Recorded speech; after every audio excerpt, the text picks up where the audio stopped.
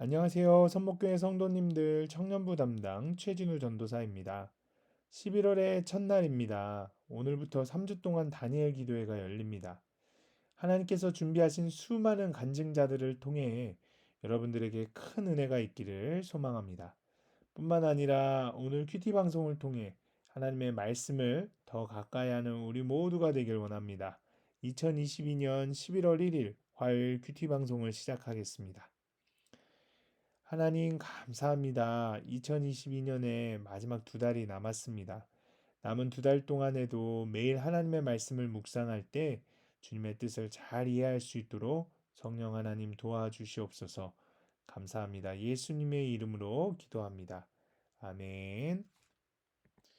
네, 오늘 하나님께서 우리에게 주시는 말씀은 출애굽기 25장 1절에서 9절까지의 말씀입니다. 여호와께서 모세에게 말씀하여 이르시되 이스라엘 자손에게 명령하여 내게 예물을 가져오라 하고 기쁜 마음으로 내는 자가 내게 바치는 모든 것을 너희는 받을지니라. 너희가 그들에게서 받을 예물은 이러하니 금과 은과 놋과 청색, 자색, 홍색 실과 가는 배실과 염소털과 붉은 물 들인 순양의 가죽과 해달의 가죽과 주광목과 등유와 관유에 드는 향료와 분향할 향을 만들 향품과 호마노며 애복과 흉패에 물릴 보석이니라. 내가 그들 중에 거할 성소를 그들이 나를 위하여 짓되 무릇 내가 내게 보이는 모양대로 장막을 짓고 기구들도 그 모양대로 따라 지을지니라. 아멘. 본문을 설명하겠습니다. 오늘 본문을 요약하자면 하나님은 모세에게 이스라엘 자손이 예물을 가져오도록 그들에게 명령하라고 하시면서 기쁜 마음으로 내는 것을 받으라고 하십니다. 그리고 백성들에게서 받을 예물의 종류가 무엇인지 알려주십니다. 또한 하나님이 백성 가운데 거하실 성소를 모세에게 보여준 모양대로 지으라고 하십니다.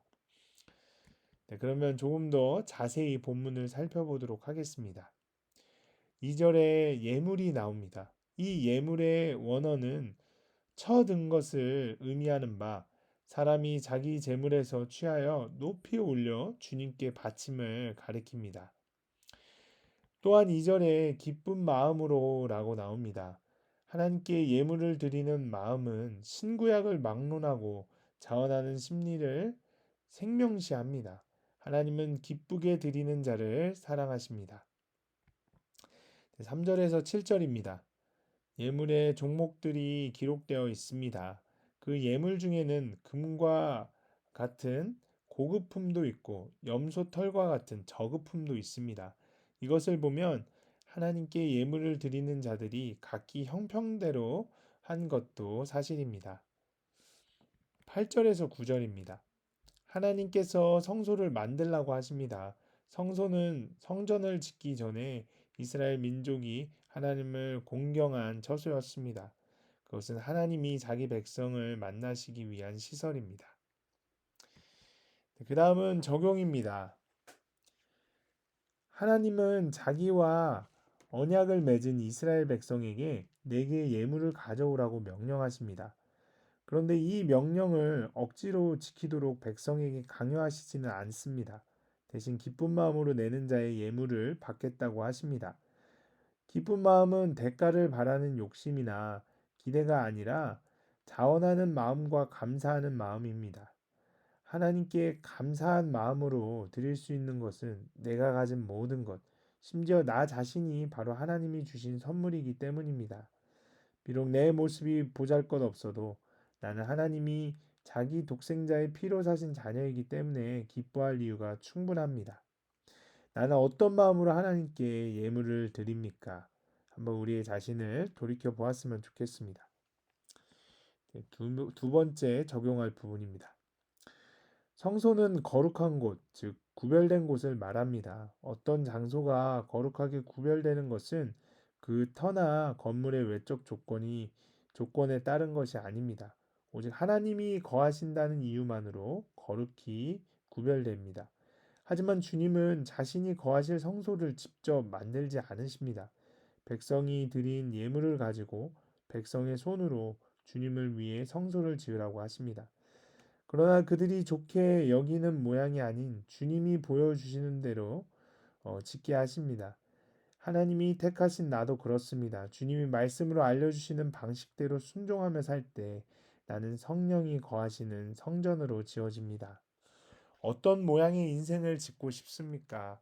가정에서 내가 말씀대로 감당해야 할 역할은 무엇입니까? 우리 자신을 한 번 더 돌이켜 보았으면 좋겠습니다. 네, 오늘 우리가 함께 읽을 묵상 간증은 페이지 31쪽에 안용환 씨의 대가를 바라는 예물입니다. 저는 어린 시절에 아버지의 사업 실패로 인한 물질 고난을 겪으면서 성공을 쫓아 살다가 30대가 되어서야 처음 교회를 다니게 되었습니다. 그렇지만 이후에도 예수님을 잘 믿어 세상에서 성공했다고 인정받고 싶었습니다. 이렇게 하나님보다 세상에 더 치우쳐 있다 보니 헌금도 기쁜 마음으로 드리기보다 의무감으로 들었고 세상 성공을 증명이나 하려는 듯 더 많은 금액을 드리려고 했습니다. 심지어 헌금을 안 하면 복받지 못할까 두려워하여 직장에서 보너스가 나오지 않는 달에는 대출을 받아 헌금을 드리기도 했습니다. 좋은 땅에 떨어짐에 어떤 것은 100배, 어떤 것은 60배, 어떤 것은 30배 결실을 하였느니라는 말씀을 부적 삼아 기쁜 마음 없이 예물을 드렸던 것입니다. 몇 년 전 연말 정산 서류를 발급받다가 아내가 11조를 드려야 할 금액에서 조금 떼어놓고 덜 헌금한 일을 알고는 한 번 더 헌금에 손을 대면 이혼하겠다고 으름장을 놓아서 즉시 바로 잡았습니다. 그러면서 11조를 아까워하는 아내에게 단호한 태도로 헌금 생활을 바르게 하게 했다며 내심 뿌듯하게 여겼습니다.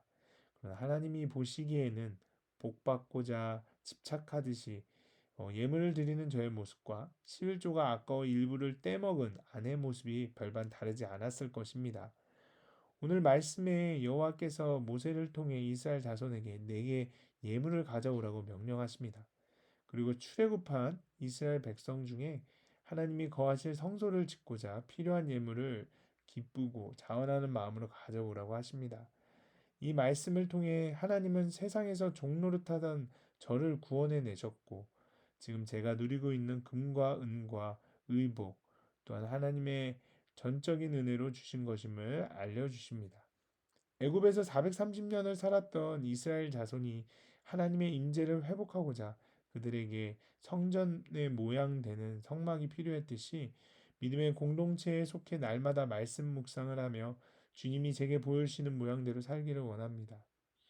이제는 세상 성공을 바라는 죄악에서 돌이켜 주님이 말씀으로 알려주시는 방법대로, 방식대로 순종하며 살아 성령께서 거하시는 성전이 되기를 간절히 기도합니다. 라고 하시면서 이렇게 적용하셨습니다. 세상 성공을 바라는 마음이 들 때마다 교회 소그룹 SNS 대화방에 나누겠습니다. 그리고 헌금을 드리기 전날 아내와 함께 구속의 은혜에 감사하는 기도를 드리겠습니다. 라고 하셨습니다. 여러분들도 묵상 간증을 적어보시고 주위의 분들과 함께 나눠보셨으면 좋겠습니다. 네, 그러면 오늘 큐티 방송을 마치겠습니다. 사랑의 하나님, 저를 구원하신 주님의 은혜를 기억하고 감사하며 기쁜 마음으로 오늘 하루를 살게 하옵소서. 제게 있는 모든 것이 주께서 주신 선물임을 인정하며 주를 위해 사용하기를 원합니다. 오늘 제 삶을 제가 원하는 모양이 아닌 주님이 말씀하시는 모양대로 거룩하게 짓도록 도와주시옵소서. 감사합니다. 예수님의 이름으로 기도합니다. 아멘.